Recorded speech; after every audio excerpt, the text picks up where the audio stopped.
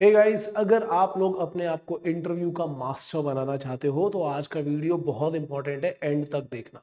कोई भी सपना साकार करने के लिए सबसे जरूरी है सही कोच का होना। चुनिए लाइफ एक्स करियर्स को और करें अपने IMU सेट का सपना साकार। Download the app now.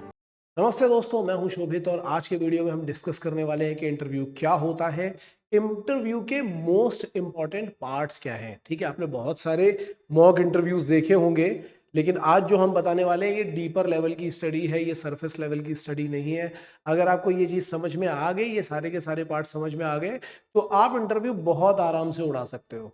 तो सबसे पहले हमें ये समझ लेना चाहिए कि हाउ, वैसे ये हमारे इंटरव्यू इंटेंसिव का पार्ट है, बट मैं आपको जल्दी जल्दी सब कवर अप करके बताने वाला हूँ। How many of you know the meaning of interview.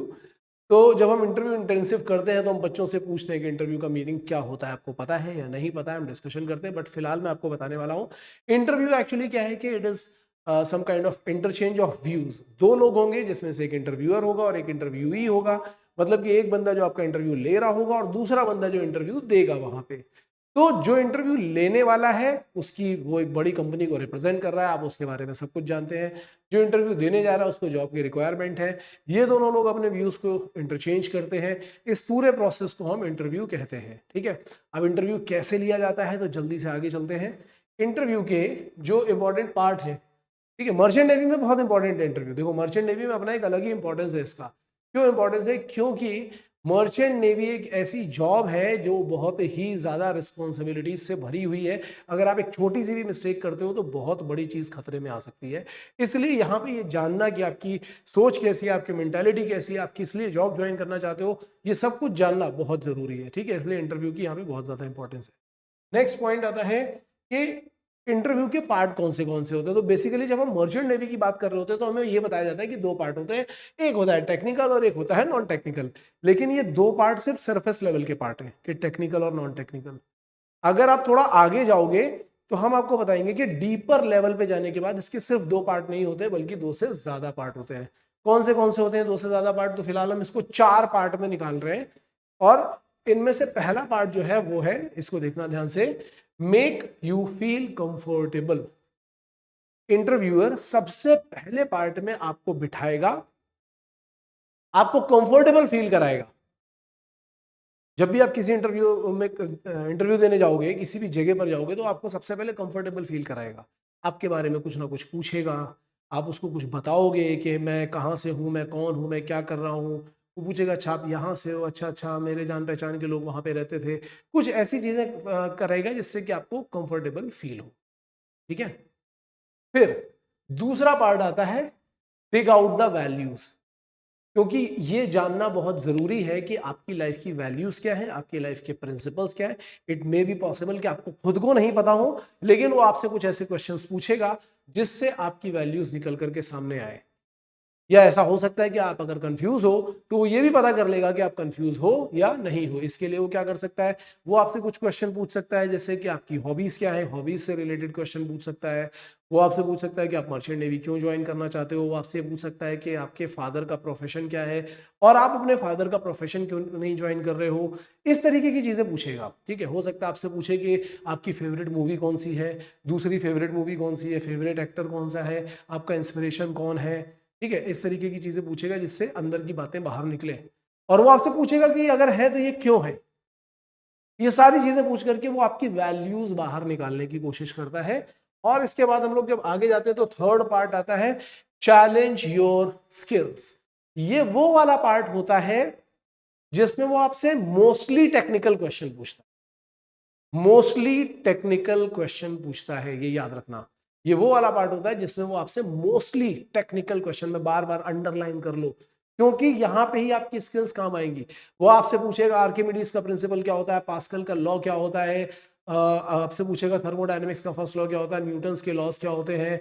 बहुत सारी चीजें, moment of inertia, radius of gyration. अगर आपको ये सब कुछ देखना होगा तो मैंने ऐप पे ऑलरेडी इसके क्वेश्चन डाल रखे हैं, आप वहां पे जाकर के वो सारे क्वेश्चन देख सकते हो। यहाँ पे वो आपको तोड़ना शुरू करेगा, यहाँ पे आपसे एक के बाद एक के बाद एक क्वेश्चन पूछता जाएगा। ठीक है, जरूरी नहीं है साइंस के ही पूछे, हो सकता है मैथमेटिक्स के भी क्वेश्चन पूछे। एंग्लो ईस्टर्न में जाओगे तो वो आपसे मैथ्स के भी पूछते हैं, फिजिक्स के भी पूछते हैं। और जब उनको अभी तसल्ली नहीं होती है तो फिर वो लास्ट पार्ट पे आते हैं, that is make you feel miserable. वो आपको बिल्कुल मिजरेबल फील कराएंगे, मतलब कि ये फील कराएंगे कि आप हमारी जॉब के लायक नहीं हो। आपसे ये पूछेंगे कि मर्चेंट नेवी क्यों ज्वाइन करनी है, आपके पॉइंट ऑफ व्यू से तो अच्छा प्रोफेशन नहीं है। कई बच्चे बोलते हैं सर मुझे एक्चुअली ना 9 to 5 जॉब नहीं करना है, इसके लिए मर्चेंट नेवी ज्वाइन करनी है। वो यहाँ पे आपकी बैंड बजा देगा कि बेटा 9 to 5 नहीं है, लेकिन ये वाली जो जॉब है ना ये 8 to 4 है, और ये रात में भी हो सकती है, कभी कभी 16 घंटे भी काम करना पड़ सकता है। अब बताओ क्यों ज्वाइन करना है? तो तुम्हारी फाड़ के रख देगा वो वहां पे।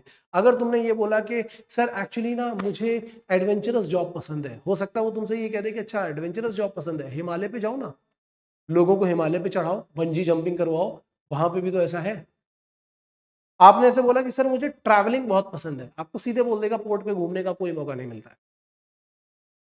मतलब वो आपकी वाट लगाएगा, सीधी सी बात ये है। यहां पे आपको अपने आंसर्स प्रिपेयर करने हैं। जब हमने ये वाला कोर्स किया था तो इस कोर्स में हमने इसके ऊपर बहुत डीपर लेवल की स्टडी करी थी।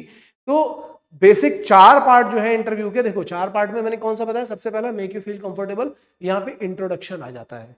उसके बाद आपकी वैल्यूज पूछना चालू करता है, तो इसके सेपरेट क्वेश्चनेयर है इसका। वो आपसे क्या क्या चीजें पूछ सकता है, वो आपसे पूछेगा कि अगर मैं आपको 1 करोड़ रुपए दे दूंगा तो क्या करोगे। वो आपसे पूछ सकता है कि आपको अगर एक दिन में इनविजिबल होने का चांस दे दूं तब क्या करोगे, कोई सुपर पावर दे दूंगा तो क्या करोगे, फेवरेट मूवी स्टार कौन सा है, फेवरेट मूवी कैरेक्टर कौन सा है, फेवरेट मूवी कौन सी है, मर्चेंट नेवी क्यों ज्वाइन करना चाहते हो, दूसरा प्रोफेशन क्यों नहीं ज्वाइन करना चाहते हो। इतने क्वेश्चंस हैं जो यहाँ पे पूछे जा सकते हैं। देन आपकी स्किल्स को चैलेंज करेगा और लास्ट में आपको मिजरेबल फील कराएगा। जब आप इन सारे चीजों को क्रॉस करके निकल जाओगे तब आपका इंटरव्यू में सिलेक्शन होने वाला है। बहुत लोग इंटरव्यू को कैसे देखते हैं, technical non technical. It is not technical non technical, it is something like this. आपको समझ में आया होगा कि जो 4 इंपॉर्टेंट पार्ट हैं वो कौन से हैं, ठीक है। एंग्लो ईस्टर्न क्या करता है, इनमें से काफी सारी चीजों का टाइम बचा लेता है। जैसे आपने देखा होगा कि आपसे पहले ही बोल दिया गया होगा कि भैया ऐसा है, अपना इंट्रोडक्शन रिकॉर्ड करके भेज दो, मर्चेंट नेवी क्यों ज्वाइन करना चाहते हो रिकॉर्ड करके भेज दो।